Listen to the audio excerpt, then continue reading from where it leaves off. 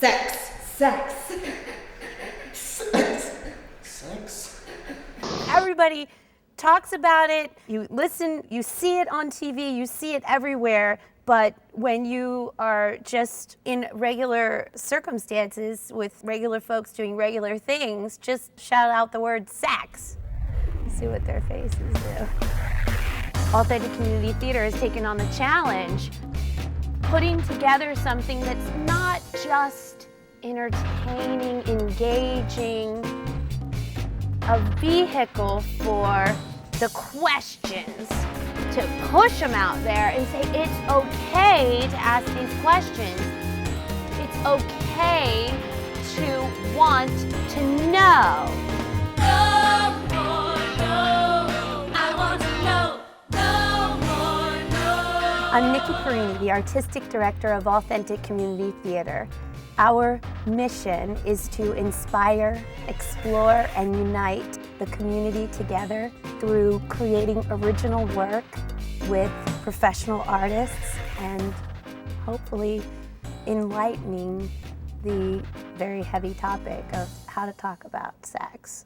What is really unique about Authentic Community Theater is that they engage the whole community using art and drama and music to really impact a very tough subject, sex, love, and values. This program helps everyone. It's for school-age students, it's for parents, grandparents. It's a cultural change that we're trying to affect through a multi-generational approach to the topic.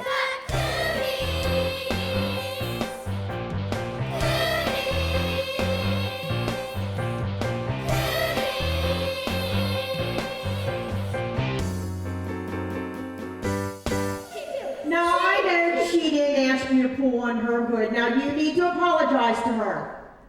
Sorry. When girls say no, they mean no. I think I started my period. Where's Hank? Are you kidding? We're at Lowe's. I'm already dressed for the dance recital. We have to be there in an hour, Mom. Too comfortable. Come on, we've got to go. You know where this is going to lead. The pace we're going, I won't make it to my wedding day. The subject is affecting everyone everywhere all over the world. When we compare our American teenagers to the European teens, we know that the kids in Europe are having as much sex as our kids are, but what we're doing somehow in trying to encourage abstinence, we are supporting the notion that condoms will fail and birth control will fail. Right. And what our statistics are showing is that that focus on the fear of failure is having our kids hit this mark where they say, well, they don't work anyway. Well, and I think there's truth to that because of the statistics I've seen so far on abstinence education is that it actually delays the time until they actually start having sex between 1 and 3 years. But then when they start to have sex, they're not using protection. And so that's the concern. I think that's why we want to continue to move towards just the idea that there's more to sex than just, having sex. We have to work at the relational aspect. Hagerstown, we have our own set of issues regarding sex. We have a particular problem in Hagerstown with teenage pregnancy. Not only are we third highest in the state in terms of total pregnancy among our teenage females, we are number one in the state in terms of pregnancy among white females. You're pregnant? Are you sure? Yes, I read all the instructions. I know I did it right. How did this happen? In 2006, 43 teenagers under the age of 17 in our community gave birth, and 157 teenagers ages 18 and 19 gave birth. For every 20 teenagers in this room, one of them is going to have a baby. Don't you wonder how the revelation comes? Don't you wonder how you still believe in love? Don't you? I think the thing that we kept coming back to was that we really needed to initiate a dialogue between parents and teens about sexual and relational issues. Because everyone is affected by sex, so everybody has a vested interest in communicating better. One of the ways in which the disconnect between the communication between parents and teens became evident was in the survey that was conducted here in Washington County that found that over 90% of parents felt as if they were communicating with their teens about abstaining from sex or exercising protection, whereas only about 66% of teens felt as if their parents were talking about those issues. That's a pretty large gap, and so part of the purpose of this project is really to try to initiate a better dialogue between parents and teens that would allow us to perhaps narrow that gap. How did this happen? We prepared her for everything, for a spelling test, for all county, for all state orchestra, for SATs. How can this happen? We prepared her to say no. There's no study guide for this. There are no easy answers. Oh yes, there's an easy answer. It's no. We taught her to say no. We prepared her to say no. We prepared her to say no, but we never prepared her to say yes. Great lights down and scene.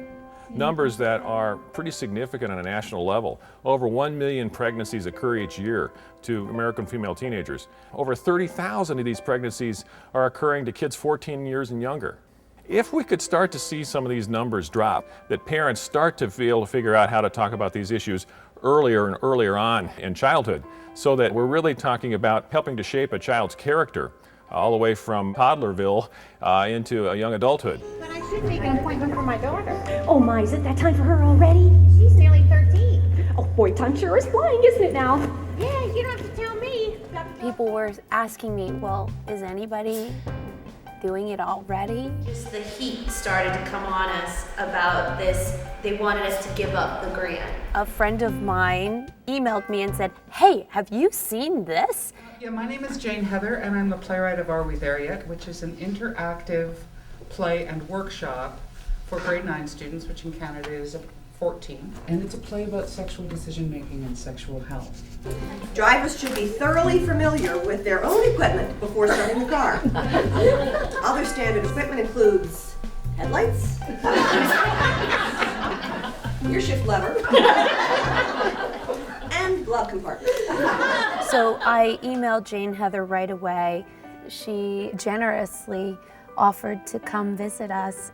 They have a long-term $1 million grant to continue and expand the program there. And if they can do it, we can do it. You can use theater to work with kids to make change, because that's what we're about. Nobody wants any more pregnant 13-year-olds. Nobody wants that. We don't want 14-year-olds with HIV. And so far, as adults, we haven't been doing that great a job. And we can do better. We can do better. There are some things that theater can do. Allow relationship through fiction. And when you wrap truth in fiction, there's a safety there, and you remove judgment. What brings you in today? Well, I got this thing. You got a thing. Okay. How many sexual partners have you had in the last year? Ooh, give me a minute. What the date of your last period? I'm a little irregular. List of current prescriptions? Well, I'm on Lexapro for my anxiety, Ambien for my, don't always sleep right, Wellbutrin for my depression, Ritalin for my ADD, Levaquin for these boils I get right below my knees, Demerol for my broken ankle, hydrocodone for the wisdom tooth I just got taken out. I got a shot of hydrocodone once a month, and Dexatrim to monitor my appetite. Mom wants me to be a model. Advair, Albuterol, Adderall, tried Paxil for a bit, but it didn't take. I don't take them all the time, though, only if I'm not feeling well or if I need to pick me up for the day.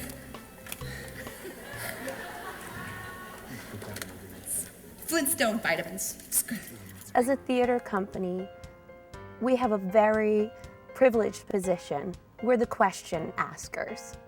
It's our job to be the joker, if you will, to wear all the questions, to put it out for people in the audience, in the community. We continue to tell everybody we're a creative arts team, not a performing arts team, and we want the audience to come to be a part of our experience as the final product isn't a product at all, actually. It's a process. I think if there's some rough scenes, we need to run that. A link down to the green room. Say remove this, this, and this, and then And you want that process. Kara! This is wrong. And you're bossing us It's a around. process. That'll be and we will halt when to we get it. to a moment Right. tonight, it's a little rough, and we just keep working through. Please be ready. A lot of us are volunteers. We need to make it a great show. Everybody knows what they need to do, and let's rock.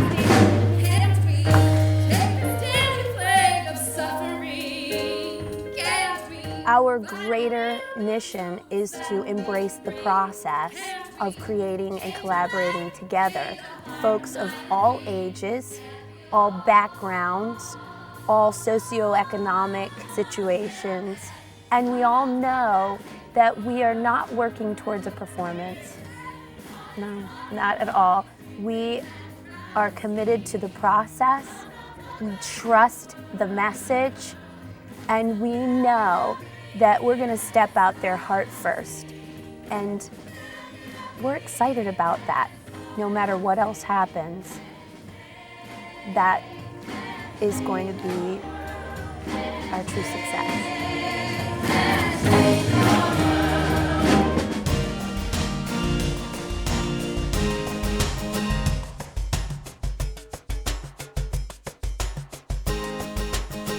Let's talk about changing the world, changing the mind of a boy or a girl, or giving them the insight to dream freely, keep themselves on their toes. What are you striving for if there's no goals?